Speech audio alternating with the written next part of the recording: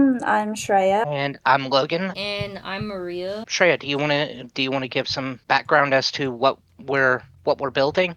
So we're trying to build a news API using Bootstrap and React, and we're also using Node.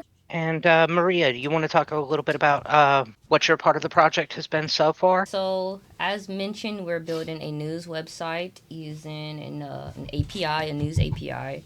And so, what I worked on was just the header, the nav, and then those two were just like hand in hand and like really simple copy and paste from Bootstrap. So then I also was like, well, let me just do the featured news. Let me just go ahead and start it up. So here is the web app loaded up and functioning. So as you can see, here's the header, and this was just straight copied from Bootstrap. And the only adjustments made here was just changes for responsiveness. That's really the only Bootstrap classes I added for like when it's on mobile, like it'll become a flex column. And then here's the actual navigation bar, the nav bar. And what was done here is just like when you hover over, it's this color as you can see. And then, I added a border under here, which is, just straight Bootstrap classes since that's what we're using. I took out the brand that was here since the brand is in the header. And I just centered these elements. And of course, changed the colors for both of these. And now here's the real where the actual work came into picture was with the featured news section. So right here is the featured news section where actually fetching data from the API. And right here you can see it's actually updated with the real-time news from the API. Both of these sections are. And I'll just go into the code and kind of talk about what I did there. So the carousel is straight from Bootstrap. But here you can see I'm using Axios to actually fetch from the API URL and using my API key in an environment of variables. That way to keep things like API keys private and secure. And then also with the API base URL, it's just kind of there just to have the URL in one place, and I have to constantly change it for like situations where we have to change up the API, which we had. So after it fetches the data from the API, it just sets it to this new news article state, which I've set up here. As you can see, I have some states set up here. And these are for later use, like load in and error. And here's the new news article. So I just fetch the data and set it to this news article state. And down here is where I actually use it. So I'm just using a map function to actually map the data into JSX elements and then kind of just putting them into where I want them. So like I'm using article.url in this a tag. This is just to make the actual element on the carousel clickable, and it'll just take them to a new tab with the actual article URL, which if we decide to use like maybe an article component and actually get the data and put it on a article page ourselves, this can change. But this is just for like POC. And then I'm doing the same thing down here, but with the slicing, because there's only two elements in the happen and now section, so it only gets two of the articles. And right now it is a duplicate from what's happening over here, so probably later on I'll make these two unique from what's actually being displayed in the carousel. And also there's a placeholder image under asset, and I didn't talk about this in the code, but right here some of the articles do not have images, so I just put, hey, use the article image. If they don't have one, then just use the placeholder image.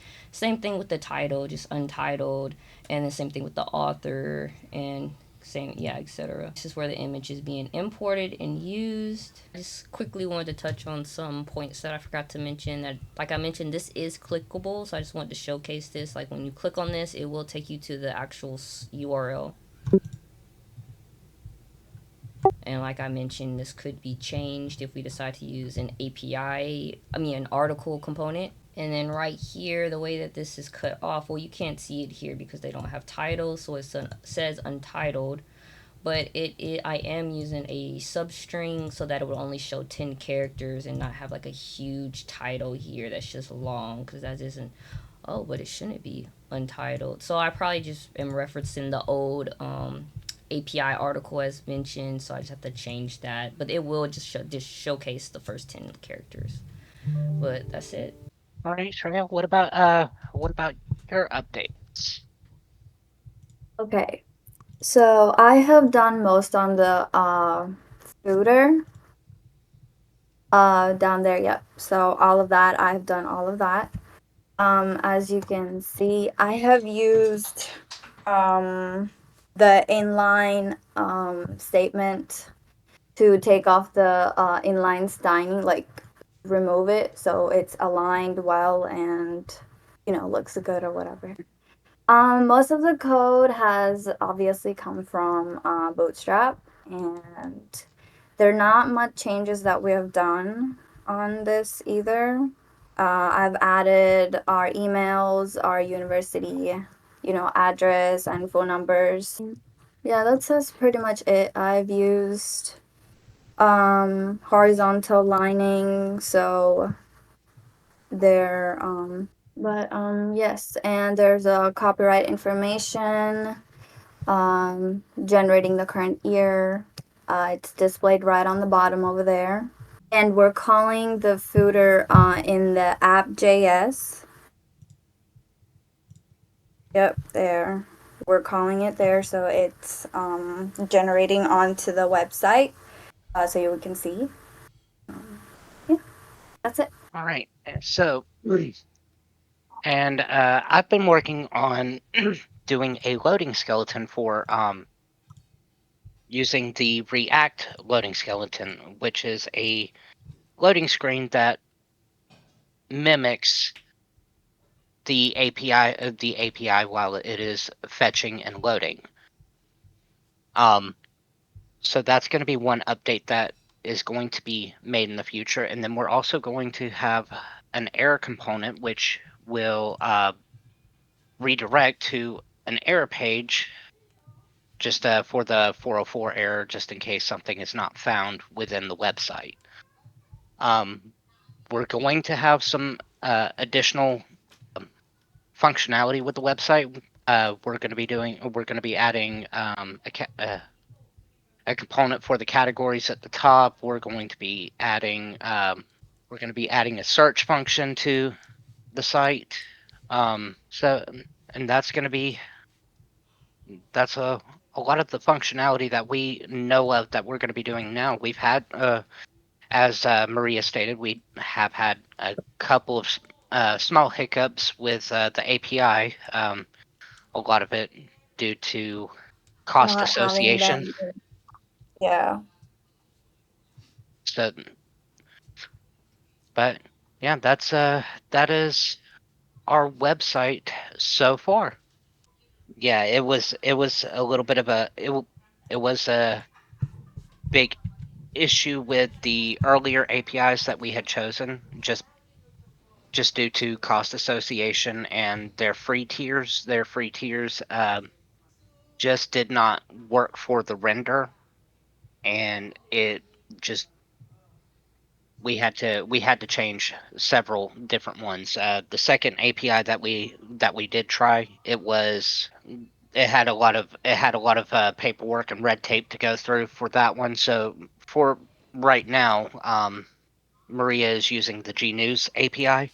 Personally, I think this will probably be the our best use API for the website.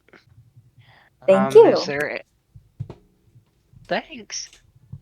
Okay, that's it. Thank you. The way that we're keeping track of our project, we do have a Kanban board, and essentially it's just a to-do list where we can drag and drop in GitHub. This is actually a GitHub Kanban board. We can create a new to-do task. We can drag and drop whatever to-do item to the in progress item, just to let our team know, hey, somebody's already working on this. Find something else, essentially. So that way, double work is not being created. It allows for a better flow of the project. It's essentially working off of the agile processes. Makes it a lot easier for everybody to get their stuff done, and that way we can also keep track of who has done what and what has been what we completed still by who. need to do. All Oh, right, All sounds right. great. I think that's it.